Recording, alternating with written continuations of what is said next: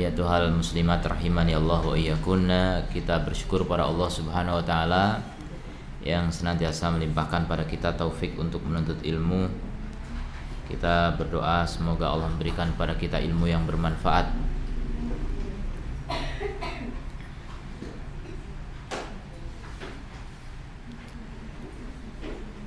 Masih pasal yang pertama, yaitu adab niat.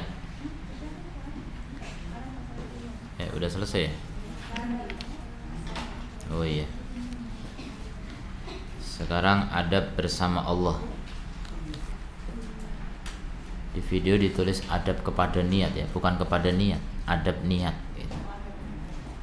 Karena kepada itu kan sesuatu yang konkret ya, kepada siapa.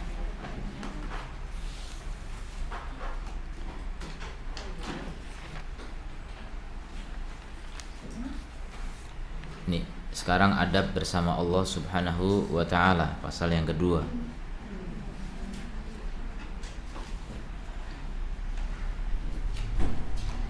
Qala Syekh Abu Bakar bin Jabir Al-Jazairi rahimahullah, al-muslim yanduru ila ma lillahi ta'ala alaihi min minanin la tusa.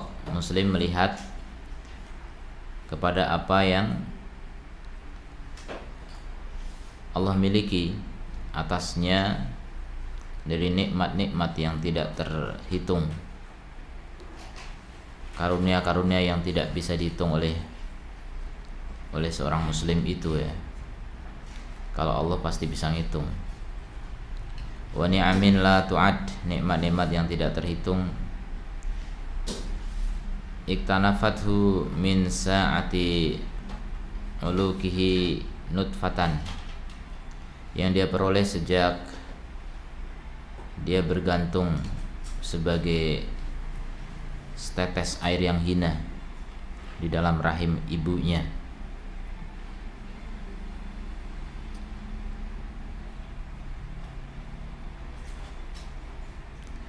Wa tusayiruhu ila an yalqa rabbahu, dan terus nikmat itu membersamainya sampai dia berjumpa dengan Rabb-Nya Azza wa Jalla. Fa yashkurullaha ta'ala, maka dia mensyukuri Allah Ta'ala alaiha, atasnya.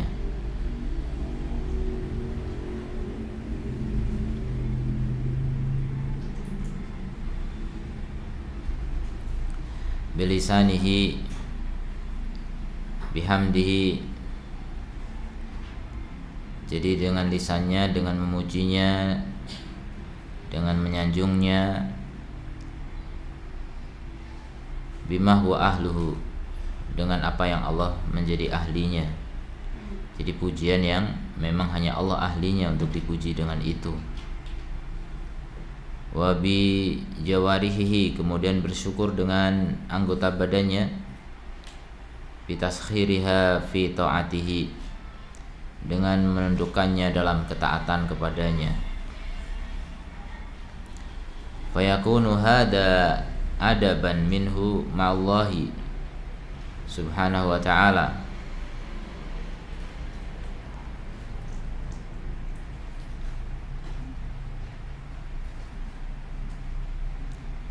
ini ada yang kelewat ya.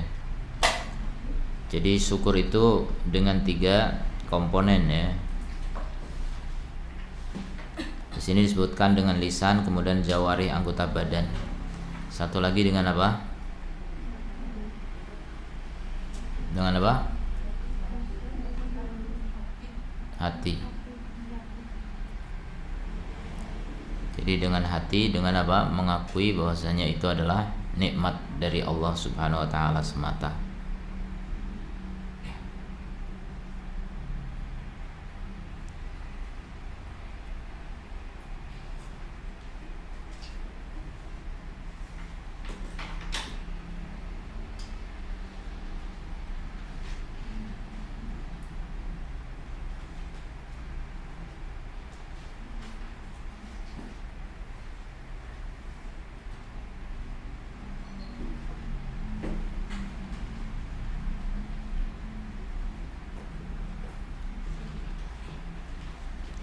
Maka inilah dia adab dia bersama Allah Subhanahu wa ta'ala. Id laisa minal adab, karena tidak termasuk adab sedikit pun kufranun ni'am, mengingkari nikmat-nikmat, wa juhudu fadlil mun'im, kemudian mengingkari keutamaan sang pemberi nikmat,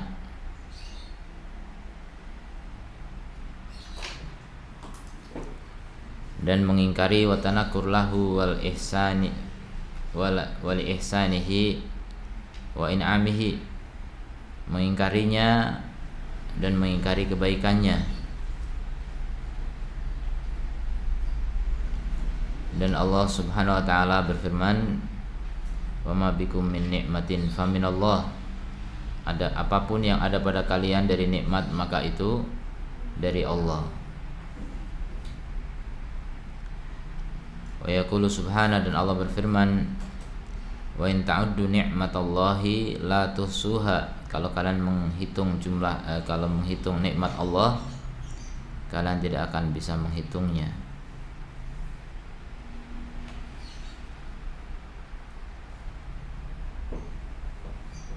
Wa yaqulu jalla jalaluhu fadkuruni adkurkum washkuruli wala takfurun, ingatlah aku akan ingat kalian, dan bersyukurlah padaku dan jangan kalian kufur.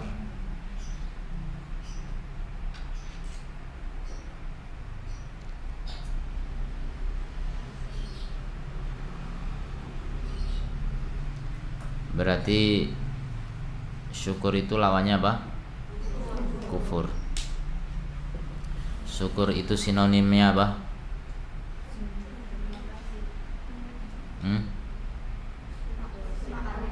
Taat, ya, taat.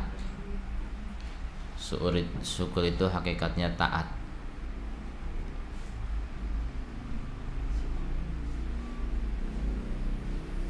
Terima kasih itu matur nuwun, syukron, ya.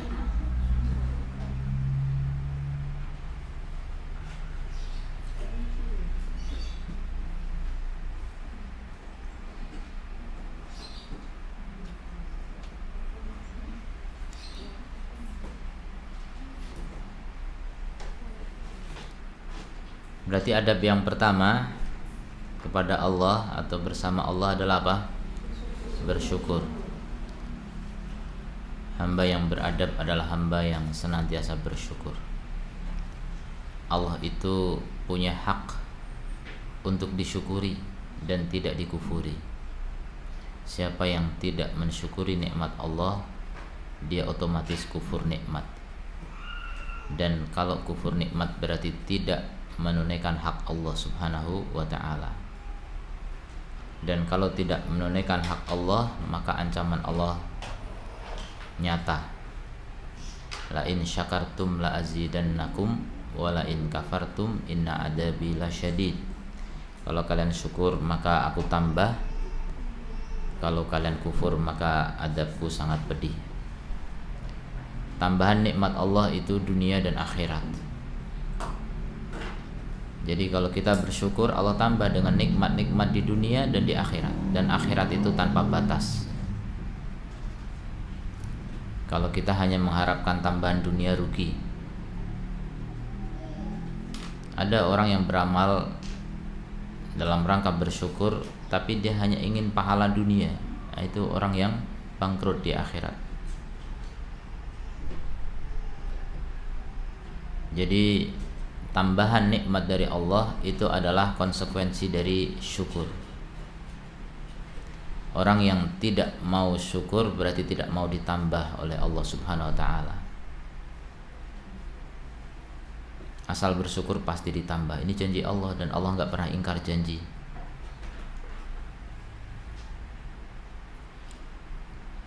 Kalau orang tidak bersyukur, tidak hanya tidak bertambah nikmatnya, bahkan dirubah menjadi azab.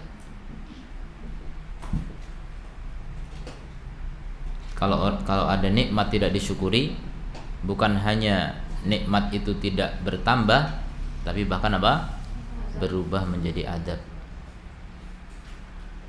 Dan ini banyak sekali nikmat yang belum kita syukuri. Berarti termasuk dosa-dosa kita sebenarnya yang tidak terhitung adalah tidak bersyukur.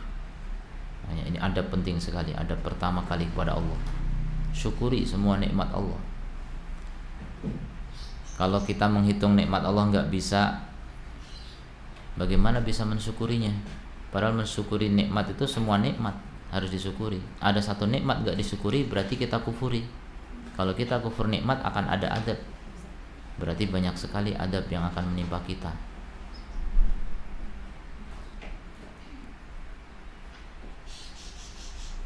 Dari ujung rambut sampai ujung kuku semuanya nikmat Allah.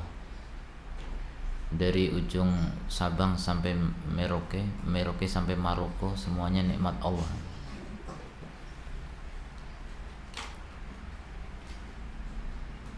Dari langit sampai bumi dan seisinya semuanya nikmat Allah. Coba bayangkan berapa nikmat Allah, nggak bisa ngitung, dan semua harus disyukuri.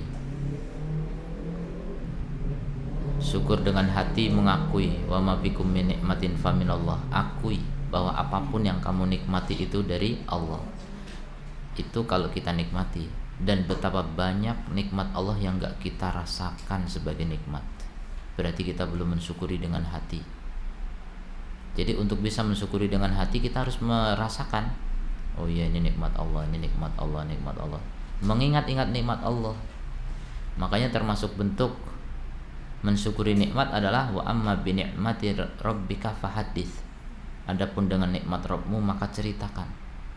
Karena dengan kita bercerita, kita berkata, mengingatkan hati kita, sehingga kita mengakui, oh ini nikmat. Alhamdulillah kita sehat. Alhamdulillah kita diberi waktu. Alhamdulillah kita bisa mendengar, kita bisa melihat, kita bisa berbicara, kita bisa berjalan, kita itu diingat semua tuh banyak sekali. Dengan kita mengingat dengan lisan kita, kita otomatis ingat dengan hati, dan pengakuan dalam hati itulah syukur. Kemudian juga dalam hati kita berazam, berarti ini harus aku syukuri, berarti ini harus aku gunakan di jalan Allah, berarti ini harus aku gunakan dalam ketaatan. Tekad itu sebelum kita lakukan ketaatan itu sudah syukur dengan hati namanya. Makanya rencana-rencana baik, niat-niat baik itu syukur pada Allah Ta'ala. Ini bab kita sebelumnya ya, pasal yang pertama, adab niat.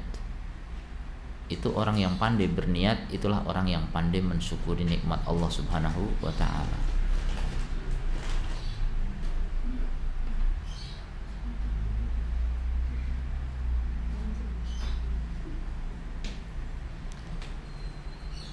Nikmat itu ada yang lahir, ada yang batin. Nikmat yang lahir itu yang kelihatan, batin itu enggak kelihatan. Dan nikmat yang gak kelihatan itu lebih nikmat daripada yang kelihatan. Nikmat batin itu rata-rata nikmat abadi, seperti ilmu, kemudian iman. Itu nikmat-nikmat abadi. Hidayah, nikmat abadi. Tapi kalau yang namanya makanan, minuman, pakaian, tempat tinggal, kendaraan, uang, itu hanya nikmat-nikmat duniawi. Sementara di dunia, kalau dunia udah selesai, udah nggak bisa dinikmati lagi. Makanya dulu sering saya bilang, nikmat Allah itu ada dua, nikmat mutlak dan nikmat muqayyadah. Ada yang masih ingat nikmat mutlak dan nikmat muqayyadah, mutlaqah dan muqayyadah. Ya udah, nggak usah pakai tak marbut, mutlak dan muqayyad boleh. Saya Indonesia nggak mengenal laki perempuan. Nikmat mutlak dan nikmat muqayyad. Mutlak itu bebas, lepas, tak tanpa batas. Itu mutlak. Bebas, lepas, tanpa batas. Kalau muqayyad berarti terikat. Terikat terbatas. Nikmat yang terbatas maksudnya dibatasi dengan usia kita di dunia. Hanya sebatas umur kita di dunia, sebatas umur jagung. Berapa ya umur kita? Ya umur manusia sebentar. Umur manusia dulu bisa ratusan sampai ribuan tahun. Makin kesini makin pendek, hanya puluhan tahun. Hanya segitu kita menikmati nikmat-nikmat muqayyadah. Jadi yang namanya kebutuhan primer, sekunder, tersier itu nikmat muqayyadah semua. Itu nikmat terbatas semua. Tapi itulah yang menjadi 10 program pokok PKK. Ada.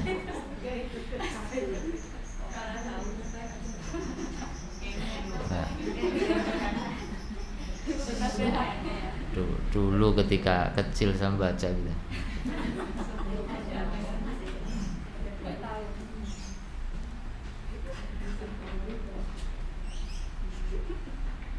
Artinya rata-rata manusia itu lebih fokus kepada nikmat yang singkat, terbatas. Yang singkat, terikat, terbatas, itu muqayyad. Singkat, terikat, terbatas. Hanya sebatas di dunia. Dan dunia itu singkat. Enggak mau nikmat yang bebas lepas sebagai burung di sana. Enggak mau. Nikmat yang tanpa batas, tidak dibatasi oleh langit sekalipun. Lepas keluar dari langit, lepas ke antariksa sana, nggak ada batasnya. Itu nikmat akhirat. Jadi kita harus bisa memilih dan memilah ya. Coba renungkan baik-baik dari dua nikmat itu. Bagi-bagi juga, pilah-pilah. Mana yang lebih kita banyak perhatikan, mana yang lebih banyak kita kejar. Tak lari gunung dikejar. Itulah manusia, mengejar dunia. Mengejar dunia sampai ketinggalan dunia, sampai ketabrak dunia. Macam-macam manusia itu dunia. Mereka mati hanya karena dunia. Mereka bermusuhan karena dunia. Mereka saling mencintai karena dunia. Mereka saling menyayangi karena dunia. Harmonis, romantis karena dunia. Begitu dunia lenyap, neraka. Naudzubillah min dzalik. Al-akhillau yauma idzin ba'duhum li ba'din adu ilal muttaqun. Percintaan pada hari itu, hari kiamat, sebagian akan menjadi musuh dengan yang lain. Jadi nikmat bersahabat, nikmat bercinta di dunia itu nikmat bisa sementara, bisa abadi, tergantung bagaimana cara mengolah cintanya. Tapi kata Allah, Pak, sebagian cinta pada hari itu hanya menjadi musuh. Jadi cinta menjadi musuh. Bagaimana musuh dulu, musuh makin musuh lagi. Wong kekasih aja jadi musuh. Kecuali yang bertakwa. Jadi kalau suami istri saling mencintai atas dasar takwa, itu yang abadi. Sesama kawan, tetangga, handetolan, saudara, kalau kita bisa mencintai mereka atas dasar takwa, itu yang abadi. Nah, itu nikmat mutlak. Kita kurang mengusahakan nikmat mutlak itu. Sesama keluarga, kakak beradik bisa bunuh-bunuhan karena warisan. Anak bisa durhaka kepada ibunya gara-gara harta. Naudzubillah min dzalik. Jadi mengejar nikmat yang singkat melalaikan nikmat yang abadi. Nah, itu karena kurang berpikir ya. Kurang menggunakan akalnya. Itu termasuk tidak mensyukuri nikmat akal. Saya katakan termasuk nikmat yang jarang disyukuri itu nikmat akal. Jarang. Manusia itu diberi akal oleh Allah, tapi jarang disyukuri. Mereka enggak menggunakan akalnya dengan baik.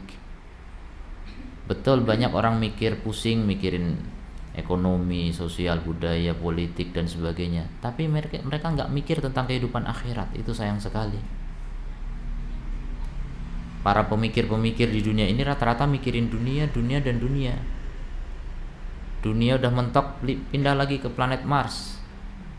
Jadi mereka nggak berpikir bahwa setelah dunia ini ada akhirat gitu, dan akhirat itu dekat. Dikiranya jauh, dikiranya nggak ada. Bahkan banyak orang yang merasa beriman, mengaku beriman, tapi tingkahnya tidak seperti tidak beriman, karena nggak mempedulikan perbuatannya dengan resiko-resiko di akhirat gitu, nggak peduli. Mereka terlalu singkat pikirannya, terlalu instan, ingin memetik hasil instan, cepat. Kalau sedang susah, ingin rasanya segera bahagia di dunia. Padahal dinikmati saja itu kesusahan. Sakit dinikmatilah penyakit itu, nanti akan menjadi pahala di akhirat. Menggugurkan dosa-dosa minimal. Bukan gak boleh berobat, ya berobat, tapi maksudnya sabar. Terutama kesusahan-kesusahan yang memang hampir mustahil sembuh, ya misalnya cacat dan sebagainya, sih sudah diterima, sabar. Kita mau berontak, mau protes juga malah justru menjadi adab gitu. Mendapatkan pasangan yang enggak sesuai, ya sudah, sabar. Ketika kita tidak terima, justru udah tersiksa dunia, tersiksa lagi nanti di akhirat. Jadi segala sesuatu itu dikembalikan kepada akhirat itu kalau orang betul-betul ingin bahagia, kebahagiaan abadi. Jangan diukur dengan dunia yang fana dan hina. Gagal fokus ya, rata-rata orang itu gagal fokus. Mereka itu nggak bisa melihat akhirat karena akhirat nggak kelihatan memang. Akhirat itu bisa diterawang. Sekarang orang-orang yang dikatakan bisa menerawang masa depan, dukun ya, beramal, itu hanya menerawang dunia juga gitu. Sejatinya yang bisa menerawang jauh ke sana itu orang-orang beriman. Kita nggak cuma nerawang dunia, kita nerawang surga neraka. Kita terawang itu surga dan neraka. Kita menerawang nikmat dan adab di kubur. Gimana caranya? Baca ayat, baca hadis. Kita ini sedang menerawang dunia di sana sebenarnya. Nah, itu jarang orang melakukan penerawangan ke sana sehingga gagal fokus. Mereka fokus, harusnya kan hidup itu fokus menuju Allah, fokus menuju akhirat. Tapi kenapa jadi gagal? Karena terlalu silau melihat serba-serbi dunia, pernak-pernik dunia, kanan kiri dunia yang menggoda seperti apa? Kalau bagi laki-laki seperti gadis cantik jelita 17 tahun yang melambai-lambaikan tangan, menari-nari, menggoda sambil bernyanyi. Padahal sudah 71 tahun. Iya, Rasul menggambarkan dunia ini nenek-nenek tua, tapi bersolek sehingga seperti gadis cantik jelita. Operasi plastik habis pakai ember.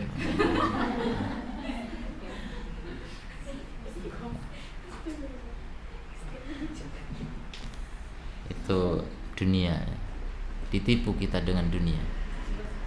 Mata'ul ghurur. Dunia mata. Dunia itu kesenangan, tapi kata Allah mata'ul ghurur, kesenangan yang menipu. Rasul juga bilang dunia mata. Dunia itu kesenangan memang. Wa khairu mata'iha, dan sebaik-baik kesenangan dunia apa? Al-mar'ah salihah, dan udah itu aja, wanita solehah. Jadi wanita solehah itu yang kesenangannya nggak menipu ya. Sebaik-baik kesenangan dunia. Makanya wasiat buat lelaki-lelaki ganteng dan kaya tapi nggak menikah, rugi. Mungkin bisa bermain cinta dengan sembarang wanita, tapi apa? Bukan wanita solihah. Jadi sejatinya tidak mendapatkan kenikmatan yang paling nikmat di dunia. Jadi kenikmatan dunia itu yang paling nikmat tuh itu. Kata Ibnul Jauzi, puncak kenikmatan badan itu adalah menikah, dan puncak kenikmatan akal itu ilmu. Makanya orang yang ilmunya tinggi kadang-kadang nggak butuh menikah. Bukan nggak butuh juga, nggak sempat. Ya, para ulama sampai nggak sempat menikah karena menikmati ilmu. Ilmu itu luar biasa nikmatnya. Itu puncak kenikmatan akal. Puncak kenikmatan badan menikah. Kalau nggak menikah cuma dengan pelacur, itu senang sesaat, berimbas atau berakibat kepada penderitaan yang berkepanjangan. Mungkin di dunia udah kena AIDS atau kena penyakit macam-macam, atau kena broken home dan sebagainya, atau akhirnya polisi nembak polisi.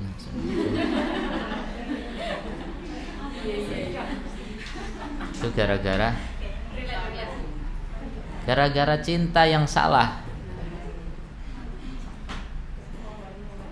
tidak menikmati kenikmatan dunia yang hakiki ya. Itu kenikmatan dunia yang hakiki. Kata Rasulullah juga, ju'ilat qurrata aini fi shalah, itu dalam sebagian riwayat. Jadi dijadikan penyejuk mataku itu salat. Kemudian dijadikan indah bagiku dari dunia ini adalah apa? Al-mar'ah wal wattib, wanita dan wewangian. Jadi tidak menafikan dunia ini ada yang indah gitu. Tapi wanita yang solehah itu indah. Itu kan bagi laki-laki. Berarti kalau bagi wanita ya sebaliknya. Bagi wanita pun wallahu alam ya. Mungkin saya cuma kira-kira. Yang paling indah juga suami soleh tentunya ya, wallahu alam. Tapi kalau misalnya sudah masa lalu, ya udah enggak masalah. Bisa menikmati ilmu, ya, puncak kenikmatan akal. Makanya yang enggak mendapati nikmat badan, nikmati ilmu, nikmati akal. Itu kenikmatan tersendiri. Bukankah kita tahu ya, banyak orang yang enggak mau menikah, dan memang seperti enggak selera untuk menikah tuh karena ada kenikmatan lain yang digemari, ada hobi lain. Seniman misalnya, dengan lukisan dia udah menikmati lukisan itu tanpa harus menikah. Bahkan banyak ya di negeri-negeri kafir sana, orang menikah dengan boneka, orang menikah dengan, bahkan ada yang menikah dengan apa itu, apa yang apa yang dinaiki muter-muter itu, bukan,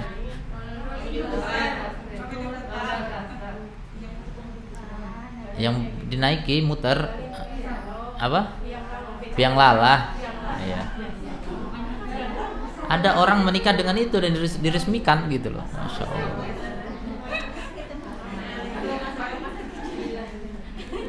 Ya kan, makin gila kan orang, makin gak jelas tuh. Maka saya bilang tadi ya, termasuk nikmat Allah yang paling jarang disyukuri itu nikmat akal. Bagaimana mensyukuri nikmat akal? Di antaranya dengan membaca. Ayat pertama turun, Iqra, bacalah. Itu untuk mensyukuri nikmat mata, mensyukuri nikmat akal.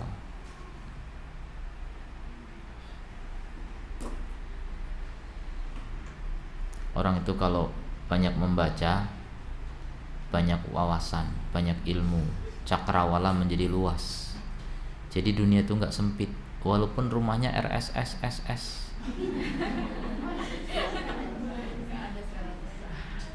Itu tetap saja dunia itu terasa luas karena dia cakrawalanya luas dengan membaca. Karena membaca itu jendela dunia. Itu kalau bacaan dunia. Lah kalau bacanya akhirat, membaca itu jendela akhirat. Nggak kesempitan kita hidup. Coba kalau orang nggak baca, cuma lihat, aduh sempit sini, Sini tembok atap udah sempit kali itu. Tapi kalau orang itu membaca itu nggak mikirin itu doang, dia langsung menerawang ke akhirat. Orang di kuburan itu sama kan ukurannya, 1x2x2 atau 3, nggak tahu lah dalamnya berapa. Itu ukuran kuburan sama. Tapi kenyataannya nanti yang dirasakan beda. Yang satu dipersempit sampai tulang belulangnya bertumbukan, yang satu dilapangkan sejauh mata memandang.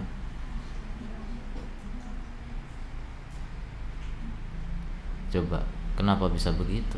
Itulah cakrawala. Cakrawala pandang, cakrawala ilmu. Penting sekali orang itu mengilmui akhirat ya. Jangan terlalu sering kita membaca cerita-cerita dunia, karena itu akan menyebabkan kita gagal fokus tadi. Kita bacaannya, orang kan sering baca ya, baca Quran paling banyak, baca Quran paling jarang. Ini kenapa Quran disebut Quran? Biar mirip dengan Quran kali ya. Jadi orang teralihkan, artinya bacaan kita Quran aslinya. Coba sahabat baca apa coba? Quran. Sahabat nggak pernah baca status orang lain.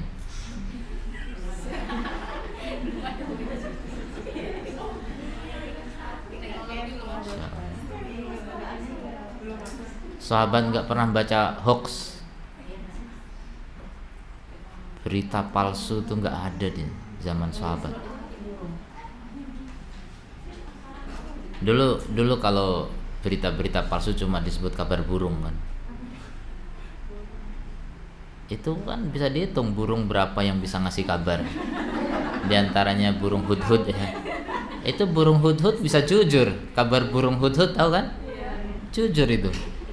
Nyata cerita di negeri Yaman ada orang nyembah matahari. Coba Masya Allah. Burung zaman dulu jujur. Sekarang wartawan nggak jujur. Kalah sama burung. Jadi kalau orang-orang bilang cuma kabar burung, burung apa dulu?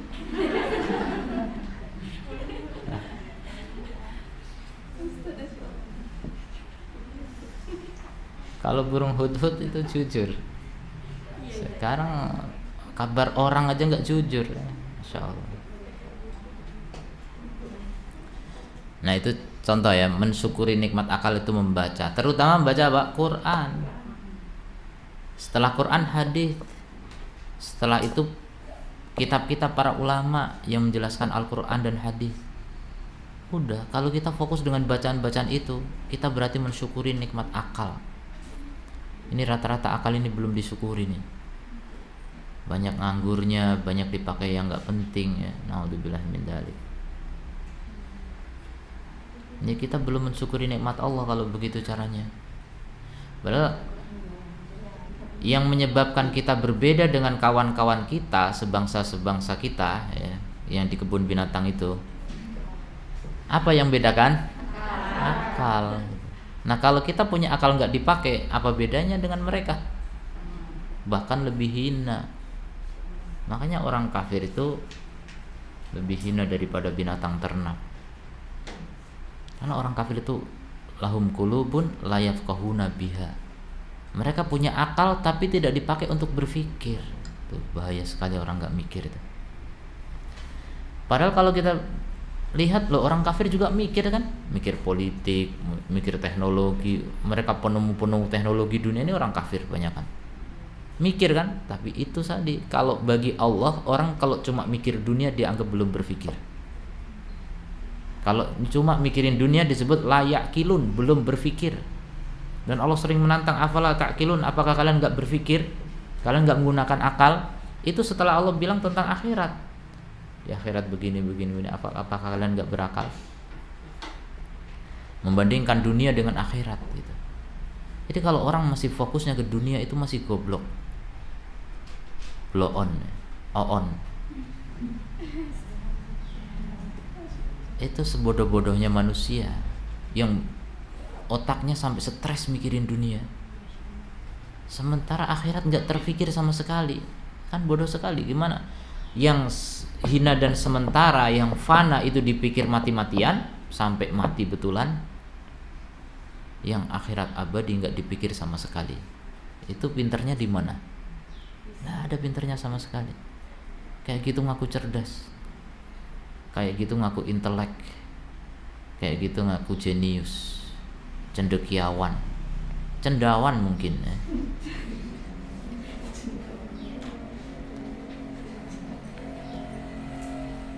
Ya itulah, adab pertama ini sudah banyak gagalnya ya.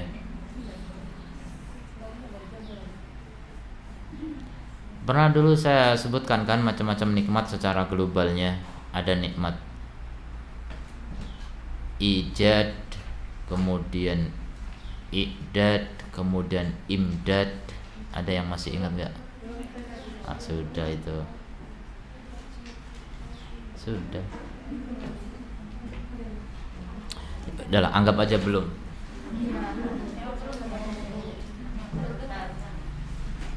Macam-macam nikmat. Ini walaupun tulisan jelek, anggap saja bagus. Ini jangan dibalik ya, nyusun anunya, spidolnya. Tadi susunnya gini semua, susah. Nggak ngalir ke bawah. Satu. Ijad.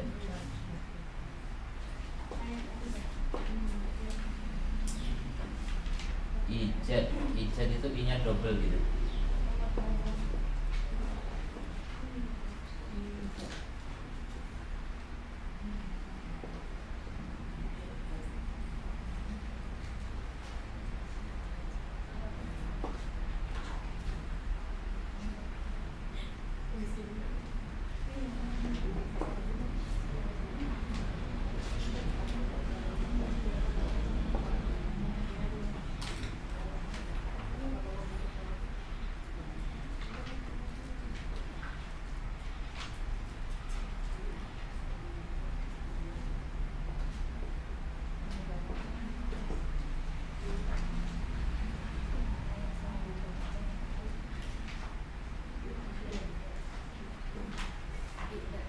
Masalah hidayah nggak usah.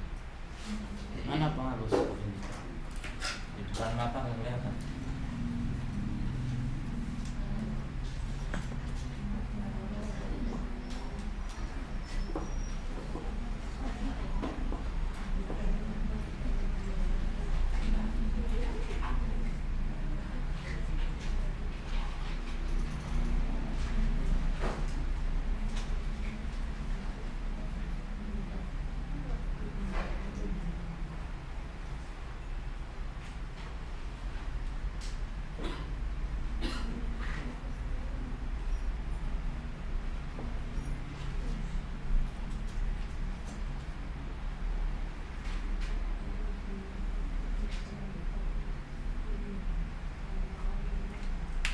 Ini macam-macam nikmat. Selama ini kita kalau ditanya, coba sebutkan macam-macam nikmat. Nasi goreng, soto, sate, nama-nama makanan, nama-nama pakaian, nama-nama, rata-rata nikmat yang muqayyad. Ini lihat nikmat dengan perincian lain ya. Macam-macam nikmat. Ijad, i'dad, imdad, tarbiyah, taklim, hifdu. Ntar hifdu ini saya mau pakai bahasa apa agak susah ntar.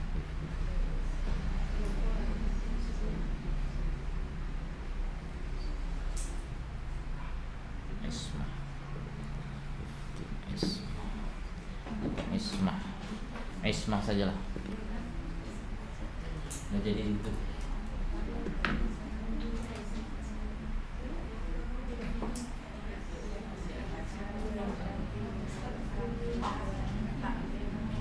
Ismah pun nggak pas.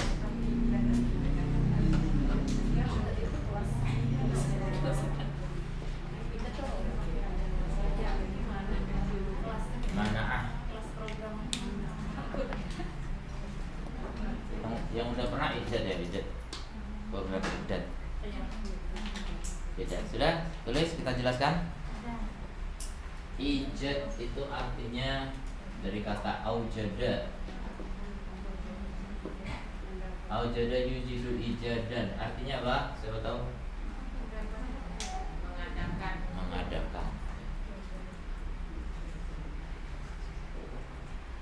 kalau udah jadi ini mengadakan, kalau ijadnya pengadaan.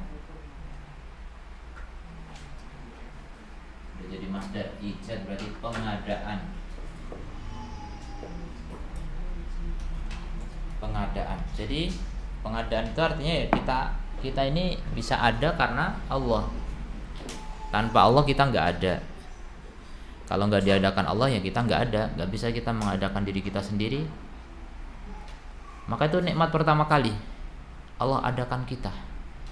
Apakah kita pernah bersyukur, alhamdulillah ya Allah Engkau ciptakan aku?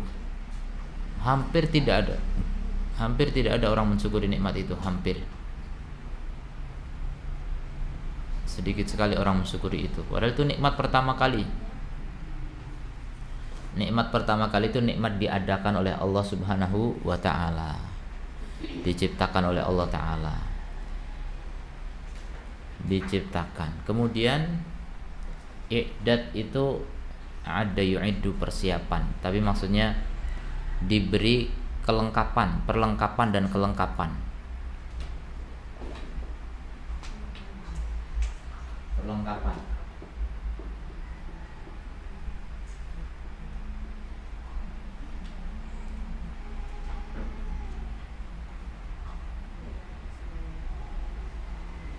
Perlengkapan ada dua, fisik dan ruh. Kita diciptakan ada, dan keberadaan kita itu terdiri dari dua, fisik dan ruh. Coba kalau fisik doang, ya kita hanya seperti patung. Patung itu nggak ada ruh, cuma fisik doang. Maka termasuk nikmat i'dad yang paling besar apa?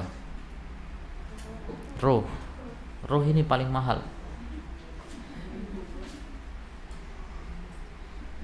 Makanya Nabi SAW pernah mengatakan, la zawalu dunya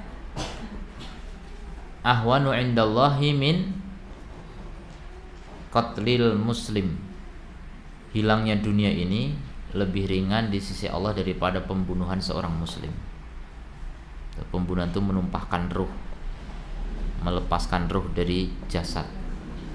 Itu bagi Allah lebih berat daripada hilangnya dunia semua. Dunia tanpa orang, maksudnya dunia. Jadi ruh itu mahal. Saking mahalnya nggak ada orang yang berani jualan. Ya. Ada yang jualan ruh? Nggak ada produsen ruh juga. Itu murni milik Allah. Ruh itu dari Allah Ta'ala. Kita kalau nggak punya ruh, ya udah nggak bisa lagi beli ruh. Nggak ada pasar ruh. Kalau dihargai nggak bisa kita menghargai. Dunia seisinya dengan ruh kita mahal ruh. Nah, kita nggak punya dunia seisinya untuk membeli ruh. Makanya sudah syukuri saja itu punya ruh. Alhamdulillah ya Allah saya punya ruh. Diakui dulu dengan hati, diucapkan dengan lisan, dengan memuji Allah. Alhamdulillah diberi ruh gitu. Kita ingat nikmat ruh, kita memuji Allah, itu mensyukuri dengan lidah. Kita menyebut-nyebut nikmat itu juga bersyukur. Kemudian dengan anggota badan kita, ya termasuk dengan ruh kita gunakan ruh kita untuk mentaati Allah Subhanahu wa ta'ala. Jadi mensyukuri nikmat ruh itu diantaranya dengan apa? Meninggikan cita-cita. Jadi orang itu kalau mau mensyukuri nikmat ruh, caranya apa? Meninggikan cita-cita. Gimana cita-cita tinggi? Menuju Allah Ta'ala. Jadi kalau ruh kita bukan menuju Allah, itu rendahan. Ruh yang rendahan. Ada ruh yang menuju kepada syahwat dunia, ditunggangi oleh syahwat bahkan. Kalau ruh yang tinggi cita-citanya, itu menunggangi badan. Badannya terseok-seok mengikuti keinginan ruhnya. Badannya kecapean mengikuti apa? Keinginan ruhnya yang tinggi. Itu diantara manusia ada yang cita-citanya tinggi, ruhnya tinggi. Kalau perlengkapan fisik yang paling tinggi apa? Apa? Akal. Ya, perlengkapan fisik yang paling tinggi akal. Jadi akal termasuk. Ya. Sebenarnya akal itu gabungan sih. Ini bisa dibilang hati, otak, itu yang paling tinggi. Kemudian sini akal. Akal itu apa sih? Akal itu kan bukan benda. Bendanya itu jantung atau hati sama otak, ini masih diperselisihkan. Akal itu di sini apa di sini? Ada yang bilang gabungan gitu. Ya udahlah, anggap aja dua-duanya. Ini fisiknya. Nah, ini nikmat non fisiknya. Akal itu non fisik sebenarnya. Jadi ruh itu akal, identik.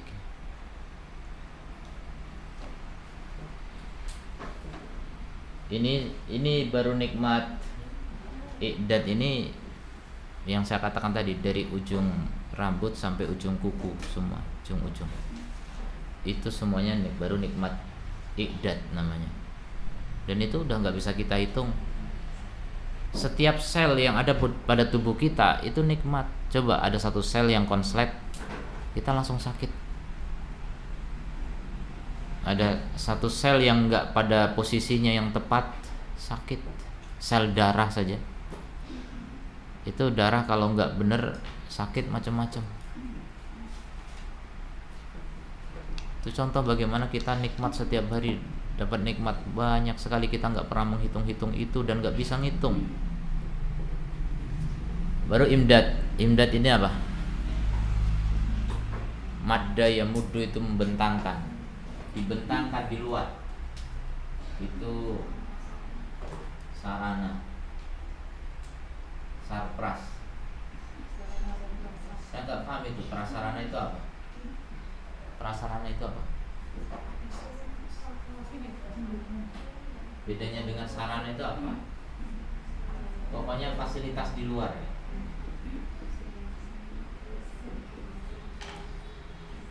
Fasilitas itu ya di luar pasti. Sarana itu fasilitas. Ini apa saja? Itu yang saya katakan tadi, dari ujung langit sampai ujung bumi seisinya semua itu fasilitas untuk kita.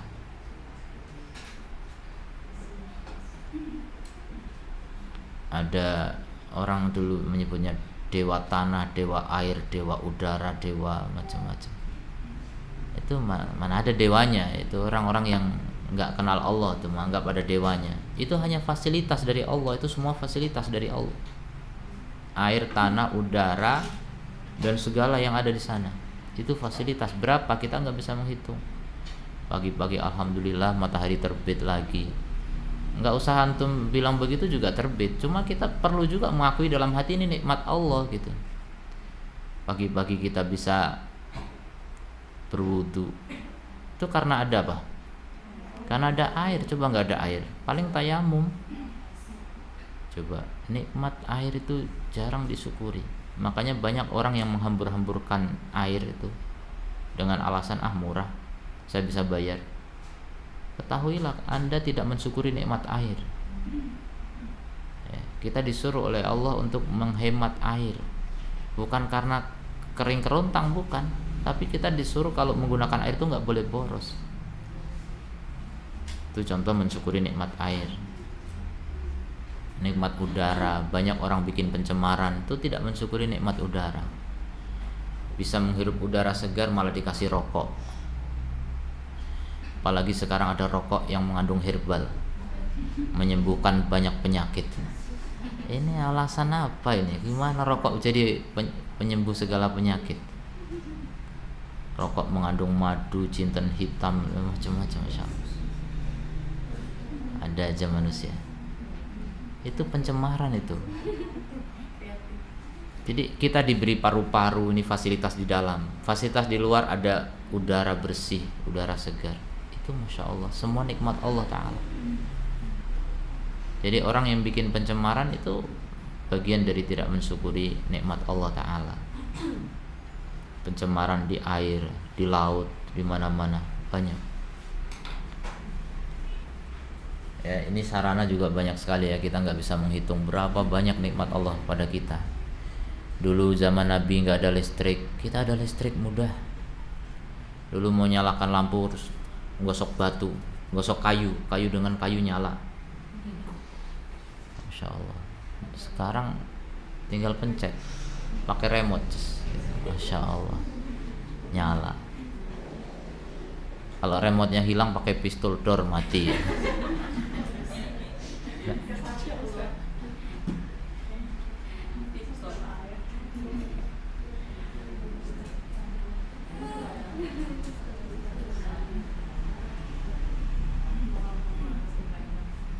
Nah itu baru 3 udah berapa kita ngitung? Nggak bisa ngitung lagi ini nikmat ini, banyak sekali. Jadi kapan kita mensyukuri matahari terbit, matahari duha, matahari di tengah, matahari di akhir, matahari terbenam, matahari nggak kelihatan? Itu nikmat semua. Ada siang, ada malam, tuh nikmat. Coba kalau siang terus, seperti di kutub sana ada yang 6 bulan siang, 6 bulan malam gitu. Gimana rasanya itu? Berat. Kita Masya Allah, Allah atur kehidupan ini, siklusnya bagus sekali. Dan kita nggak menyadari itu semua. Udara ini beredar ya, ada siklusnya. Air itu beredar, ada siklusnya. Hewan itu juga ada siklusnya. Masya Allah. Hewan yang di sekitar kita jangan dikira nggak ada manfaatnya. Apa manfaat nyamuk? Manfaat nyamuk, ada obat nyamuk. Orang jadi punya penghasilan ya kan. Pabrik obat nyamuk. Ada obat malaria, obat demam berdarah. Itu kan gara-gara nyamuk. Coba kalau nggak ada nyamuk, itu nikmat. Jangan dibilang nyamuk nggak ada, ini apa nggak ada gunanya kok diciptakan Allah? Ada gunanya banyak. Barangkali yang lama nggak donor itu di donor sama nyamuk. Kita nggak tahu, mungkin jadi sehat gara-gara itu, nggak tahu. Wallahu a'lam. Itu semuanya siklus Allah yang bikin ya. Jangan disalahkan. Makanya kita dilarang mencela massa, dilarang mencela benda, karena itu ciptaan Allah semua, nggak boleh dicela. Banjir aja nggak boleh dicela kok. Sudah, itu nikmat Allah Subhanahu Wa Taala semua. Begitu Allah ngatur kehidupan ini. Makanya kalau orang menyadari bagaimana Allah itu mengatur alam ini ya, mengatur semua lah, itu nggak sempat untuk berpikir negatif gitu. Semuanya indah luar biasa. Apalagi seperti nama Allah itu Al-Latif. Al-Latif itu apa sih? Yang maha lembut. Maksudnya gimana? Allah itu mengatur alam ini dengan penuh kelembutan, dan bagus sekali aturan Allah itu. Bisa dipelajari itu perincian nama Al-Latif, silakan dipelajari. Itu luar biasa. Jadi yang begitu-begitu tuh nggak sempat kita berkeluh kesah, nggak sempat kita kemudian mau malas-malesan gitu. Kita ini akan selalu merasa kurang untuk berbakti kepada Allah Subhanahu wa Ta'ala. Kita ini kurang bersyukur rata-rata. Bahkan sampai sarana di luar kita berupa musuh. Apa sih gunanya musuh? Besar itu manfaatnya. Ambil hikmahnya. Kenapa pagi-pagi saya sudah dicaci maki orang? Ambil hikmahnya. Itu semuanya nikmat kalau kita bisa melihat hikmahnya. Jadi kita mensikapi nikmat atau musibah itu tergantung cara pandang kita sebenarnya. Masih banyak orang memiliki nikmat tapi berkeluh kesah, dan sangat sedikit orang yang mendapatkan musuh kemudian bersyukur. Yang mendapatkan musibah kemudian bersyukur itu sangat langka, itu makhluk langka. Apalagi di akhir zaman ini hampir tidak ada. Orang dalam kondisi nikmat aja berkeluh kesah, apalagi dapat musibah. Nah itu bagian dari tidak pandai berpikir tadi, nggak menggunakan akal. Tarbiyah ini juga ada 2.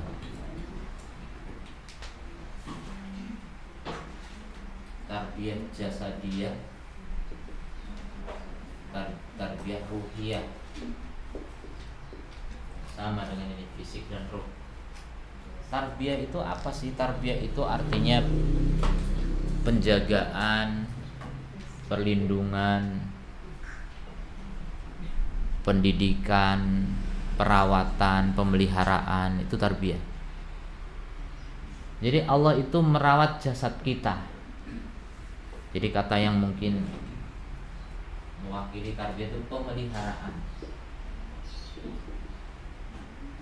Jadi kita masih hidup sekarang karena dipelihara oleh Allah Subhanahu wa Ta'ala. Allah sudah ciptakan, Allah kasih perlengkapan luar, Allah pelihara gitu loh. Kita dipelihara oleh Allah. Dipelihara jasad kita, dipelihara ruh kita.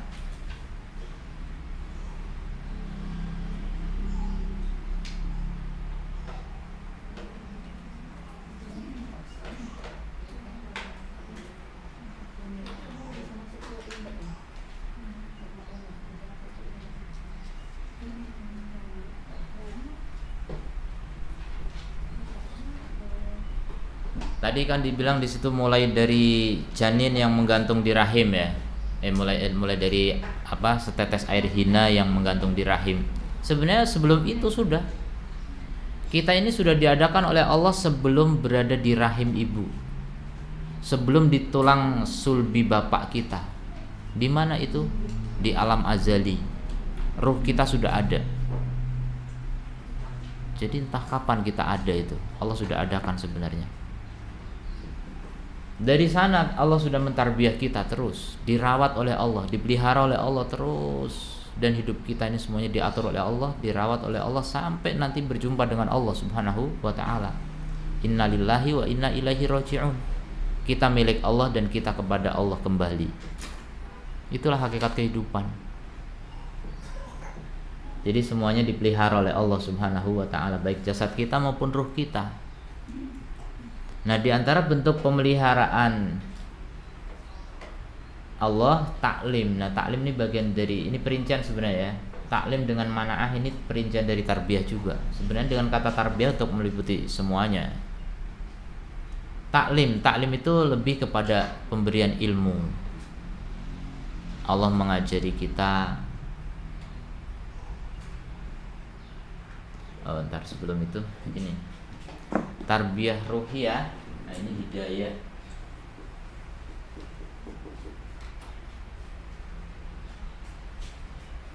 Hidayah iman, imaniyah. Ini juga hidayah juga.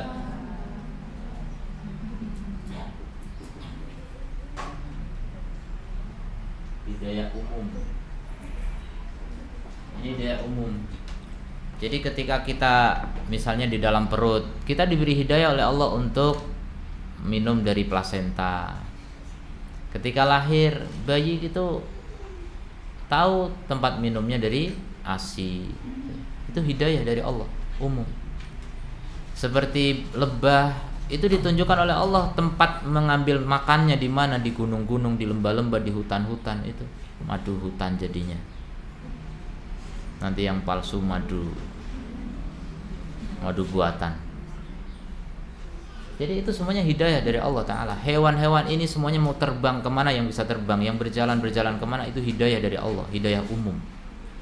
Coba Allah mengatur semua itu. Allah mengatur semua itu. Nah, baru taklim. Kalau taklim itu ilmu ya. Dan ini juga ada dua. Ada ilmu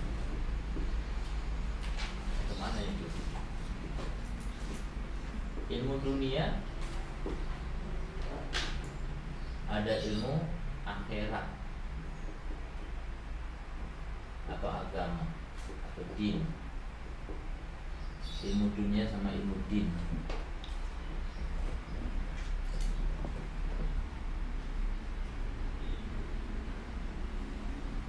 Kemudian adapun mana'ah itu artinya pencegahan gitu. Perlindungan atau pencegahan. Kita dilindungi dari berbagai mudarat, berbagai bahaya. Kita nggak sadar, nggak tahu. Ketahuilah bahwa yang namanya virus ini banyak di mana-mana. Tapi kenapa kita sehat? Dilindungi oleh Allah Subhanahu wa taala. Kita tuh nggak berdaya melawan virus, gimana coba? Itu Allah yang melindungi kita. Itu dari bahaya berupa mikroorganisme ya, makhluk-makhluk kecil dan makhluk astral juga. Jin, jangan dikira jin itu nggak bisa membahayakan kita. Tapi kenapa kita aman? Dilindungi oleh Allah Subhanahu wa ta'ala. Itu mana'ah itu perlindungan.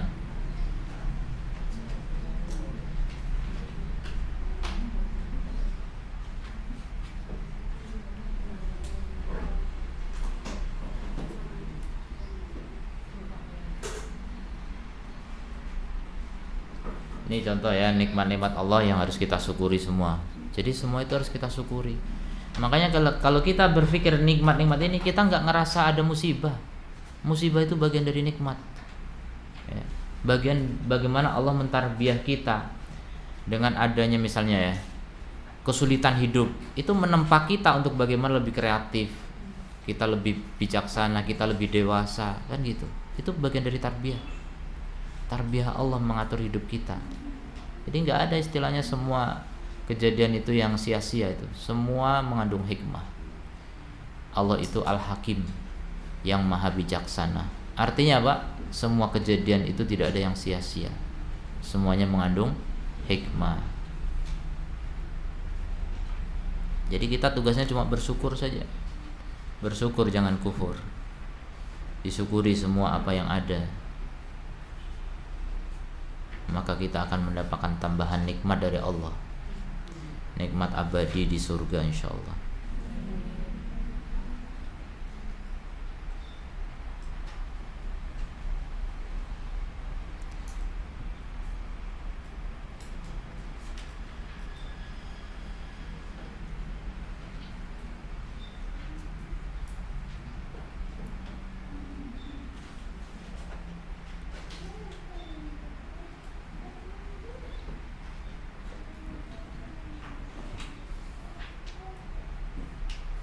Dan ini apa saya?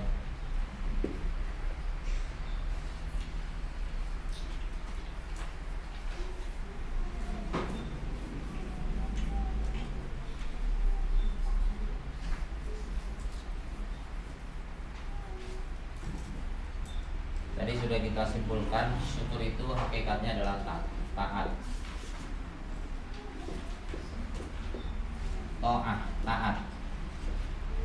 Syukur adalah taat. Dan komponen syukur itu dengan hati, lisan, dan badan.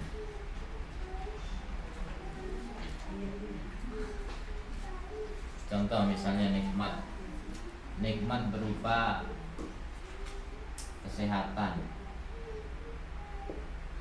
disyukuri pakai hati, ya, diakui.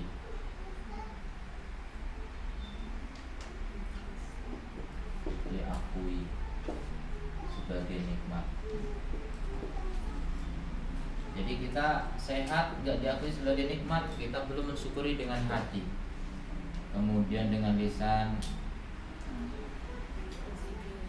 ya, memuji.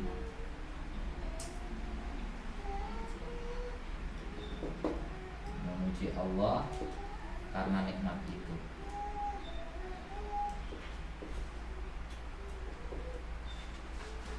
Kemudian dengan badan dimanfaatkan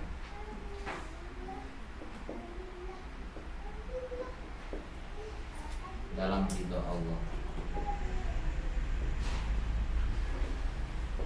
Dimanfaatkan dalam ridha Allah. Itu contoh nikmat kesehatan. Kemudian nikmat akal, nikmat waktu. Waktu itu kan umur juga.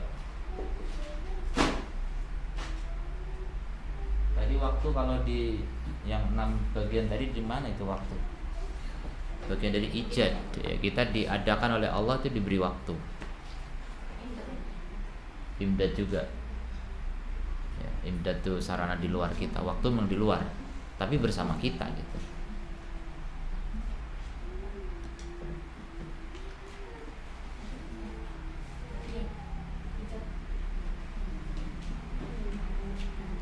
Alhamdulillah punya waktu. Alhamdulillah masih ada waktu gitu. Coba.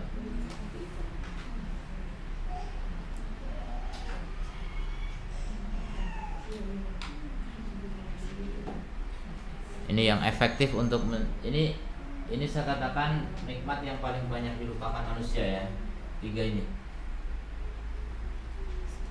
Jadi Nabi menyebutkan nikmatani mahburun fi makatsirun nas. 2 nikmat yang banyak orang yang rugi di dalamnya.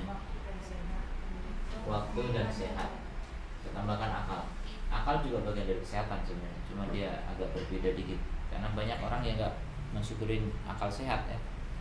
Dia cuma demam itu merasa ada yang kurang, tapi begitu akalnya menyimpang kemana-mana nggak merasa ada yang kurang gitu. Akal itu penting. Mensyukuri nikmat kesehatan ya udah digunakan untuk taat. Untuk apa? Mencari ilmu dan amal. Ya, sebanyak-banyaknya ilmu dan amal.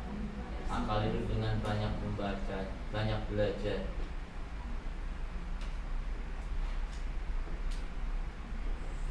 Banyak-banyak membaca, banyak-banyak mendengar, belajar. Syukuri nikmat akal. Syukuri nikmat waktu ini banyak berzikir.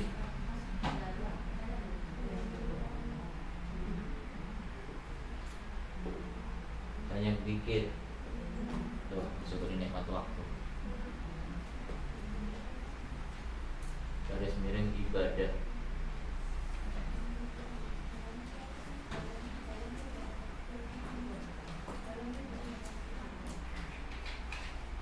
Banyak ibadah, banyak belajar, banyak zikir. Insyaallah jadi ahli syukur. Banyak ibadah, banyak belajar, sama banyak zikir. Itu ahli syukur itu. Waktu ini terbuang sia-sia tanpa kita berzikir. Zikir terus. Banyak-banyak berzikir.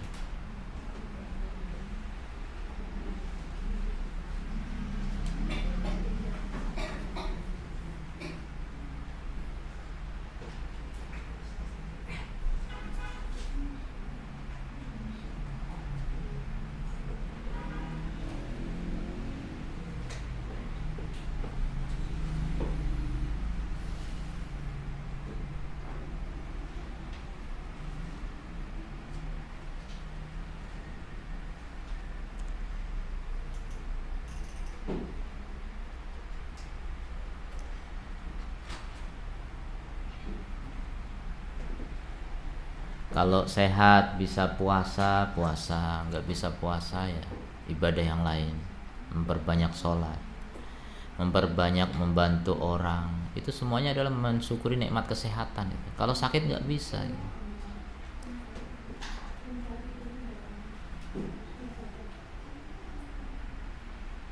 Termasuk dengan kesehatan bisa mencari nafkah ya, mencari harta.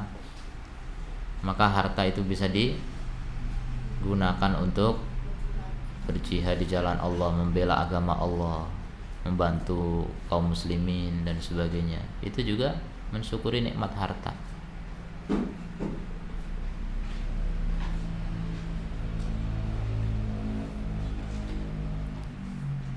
Ada pertanyaan silakan.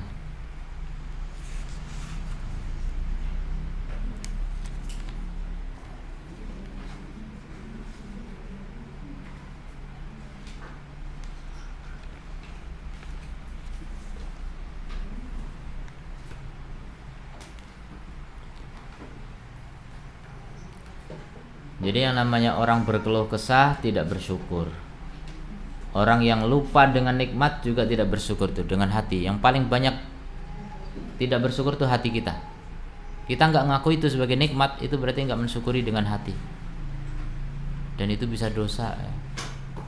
Alangkah banyaknya itu nikmat-nikmat yang kita tidak rasakan sebagai nikmat. Dari hati nanti akan menjalar ke badan. Kita nggak merasakan waktu itu sebagai nikmat, ya udah, badan kita pun akhirnya menyanyiakan waktu, terbuang sia-sia, tidak disyukuri untuk ketaatan di jalan Allah, tidak dipakai untuk berzikir.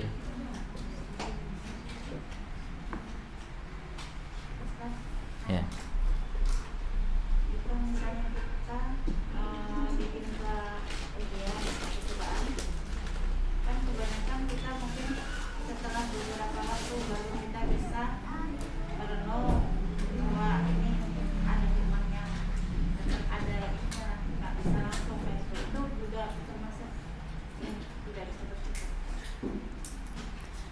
Jadi diberi musibah, kemudian lama setelah berlalu baru kita mikir hikmahnya.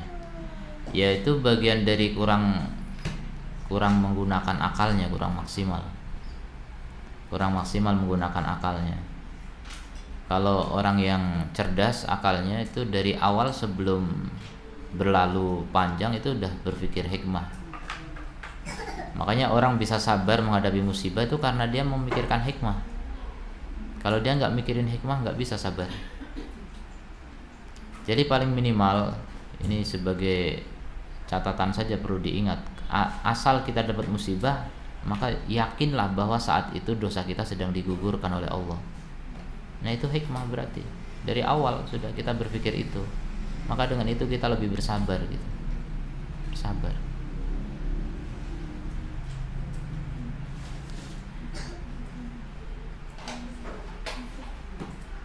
Pusing misalnya, tiba-tiba pusing, ya sudah, alhamdulillah diberi pusing, sehingga mengurangi dosa, sehingga yang tadinya mau melakukan rencana-rencana buruk batal. Jadi hikmah itu hikmah besar. Sekarang kata-kata hikmah ini disalahgunakan ya. Orang yang kebal bacok katanya itu ilmu hikmah. Hikmah apa? Sihir kok dibilang hikmah? Itu hari ini tukang sihir itu banyak bilang itu ilmu hikmah. Kayak gitu kok ilmu hikmah? Itu ilmu sihir.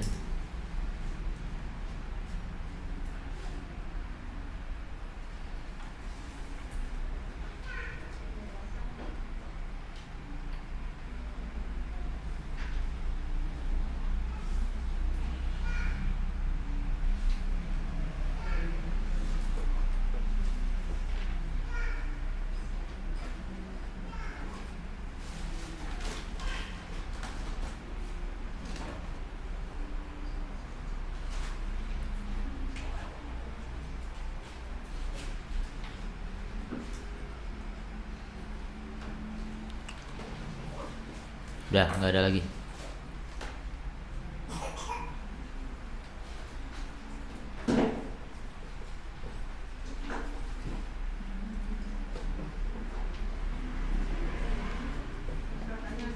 Ya.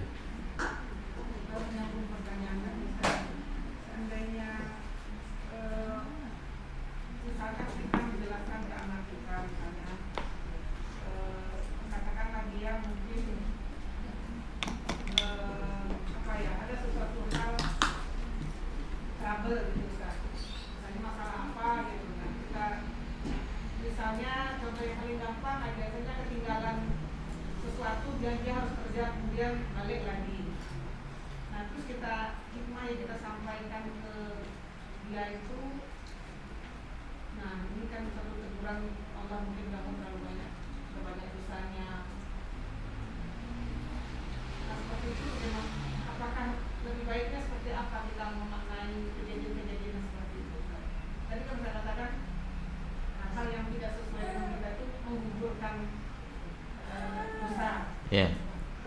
Nah ini yang lebih tepat untuk menyampaikan sesuatu yang tidak sesuai dengan harapan itu apa? Ya itu tadi menggugurkan dosa. Orang kalau merasa dosa saya apa, itulah dosamu itu ujub. Kamu nggak merasa berdosa, itu dosanya. Jadi kalau orang nggak merasa berdosa itu udah dosa. Kita tuh dosa, udah pasti dosa kita. Banyak. Yang termasuk dosa adalah kurang bersyukur, itu dosa. Kita punya akal nggak dipakai untuk bersyukur, dosa. Punya waktu nggak dipakai untuk berzikir, itu kelalaian, itu bagian dari dosa. Banyak. Kita melihat kemungkaran, kita tidak ingkari, kita dosa. Apalagi kita juga sering melakukan kemungkaran, dosa. Jadi banyak sekali dosa. Kalau terjadi musibah itu sangat wajar, sangat pantas kita dapat musibah, sangat layak kita dapat musibah. Dan yang Allah timpakan kepada kita dari musibah itu hanya sebagian kecil, liyadukul adab, agar kita mencicipi adab. Yang Allah sisakan masih banyak. Makanya kalau dapat musibah itu segera bertobat. Itu peringatan dari Allah. Ini dicicipkan adabnya gitu, yang sebenarnya masih banyak. Nyicipi kan cuma sedikit. Yang namanya musibah-musibah dunia itu kecil dibanding dengan neraka tuh nggak ada apa-apanya. Masih untung kamu dapat musibah sekarang. Coba kalau di neraka, berat gitu. Makanya udah nikmat ini. Sebenarnya musibah itu nikmat. Allah masih sayang kepada kita, makanya Allah berikan kita musibah. Kalau Allah sudah nggak sayang, Allah limpahkan kepada kita segala kemudahan di dunia, segala fasilitas dunia, sehingga menjadi orang yang sombong, angkuh, arogan, ya, meremehkan orang dan sebagainya, tidak mau diatur oleh Allah. Nah, itulah orang-orang yang memang Allah nggak sayang lagi sama dia, dibebasin sebebas-bebasnya, terserah.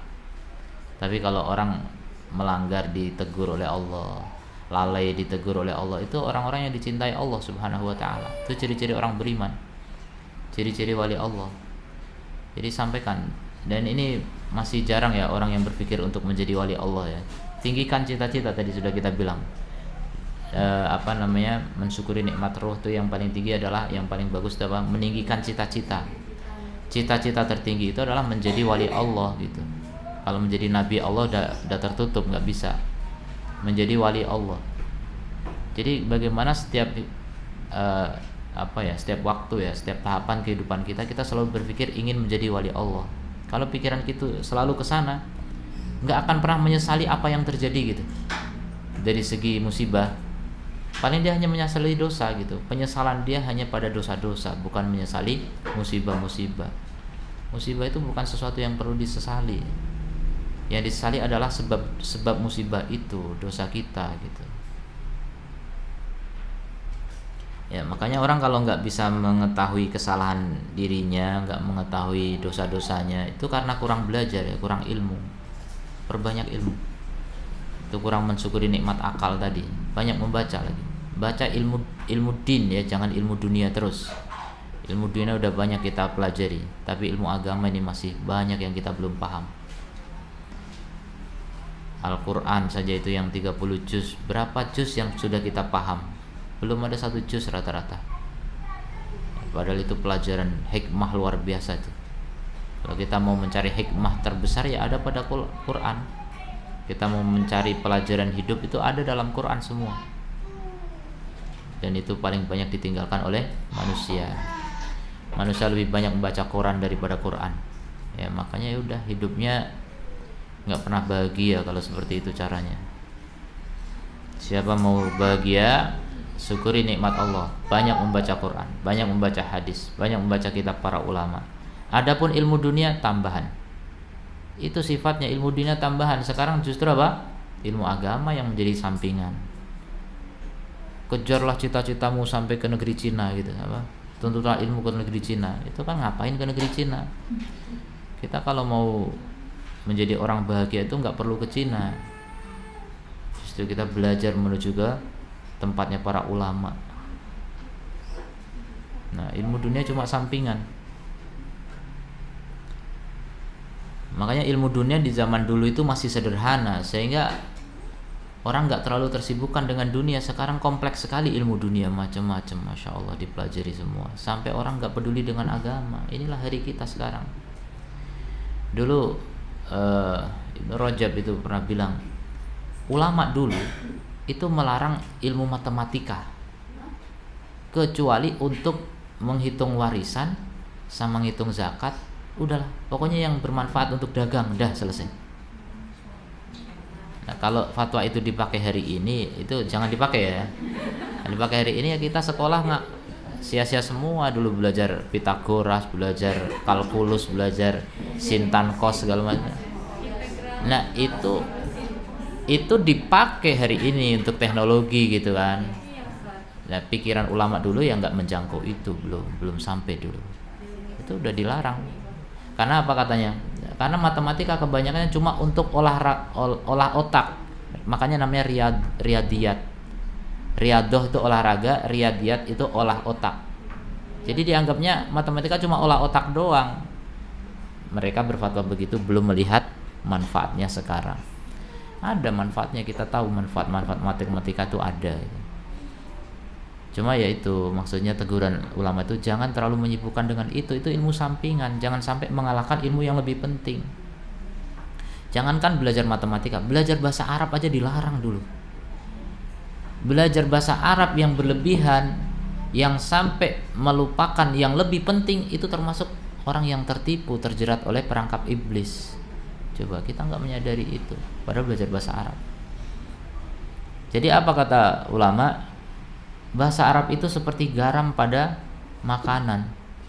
Bahasa Arab pada ilmu bahasa Arab dalam dalam ilmu semuanya gitu, hanya seperti garam. Jadi kalau kita makan satu piring garam 1 sendok, ya racun jadinya ya. Jangan banyak-banyak garamnya gitu, secukupnya. Itu maksudnya. Itu bagi orang Arab. Karena orang Arab itu sebenarnya sudah bisa memahami Quran, hadis tanpa memperdalam sedalam-dalamnya itu ilmu bahasa Arab. Karena bahasa Arab memang luas sekali. Tapi kalau bagi kita ya memang harus tahu. Kita punya porsi banyak untuk belajar bahasa Arab karena memang kita ajam, kita nggak tahu bahasa Arab. Ya gitu. Kosakata, setidaknya kosakata kita perbanyak. Adapun mendalami balaghah, keindahan sastra dan sebagainya itu tidak harus.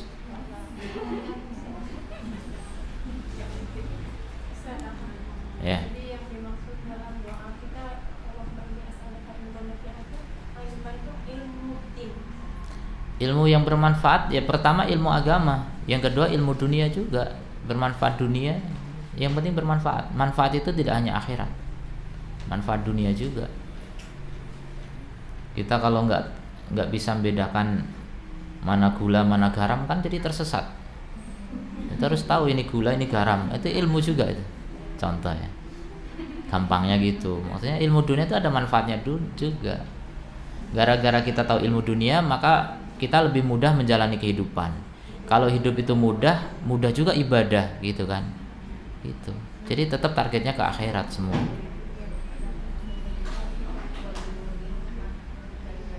Udah. Karena mau hujan ya. Subhanakallahumma bihamdika asyhadu an la ilaha illa anta astaghfiruka wa atubu ilaik. Assalamualaikum warahmatullahi